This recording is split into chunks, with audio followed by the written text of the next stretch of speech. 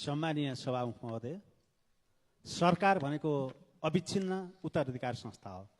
तत्कालीन कमल प्रचण्ड नेतृत्व सरकारले संघीय शिक्षा ऐन सम्मानित सदनमा पेश गरेपछि आफ्नो असहमतिसहित शिक्षक महासंघ सडक आन्दोलनमा उत्रियो।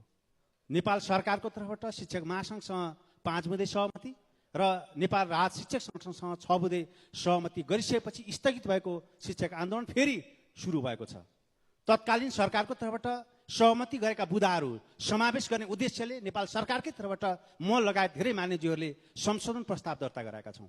त्यो संशोधन प्रस्तावलाई विधेयकमा समावेश गरी र तत्काल सम्मानित सदनमा विधेयक पेश गर्न सम्मानित समितिलाई निर्देशन दिनु हुन म सम्मानीय सभामुखज्यू मार्फत अनुरोध गर्न चाहन्छु र सम्मानित सदनलाई तत्काल यो विधेयक पास गर्न पनि म अनुरोध गर्न चाहन्छु। त्यसैगरी हिजो सम्पन्न सोभियु निर्वाचनमा निर्वाचित सम्पूर्ण पदाधिकारी र सम्पूर्ण कार्य समितिका सदस्यज्यूहरूलाई हार्दिक बधाई एवं सफल कार्यकालको कामना गर्न चाहन्छु। धन्यवाद।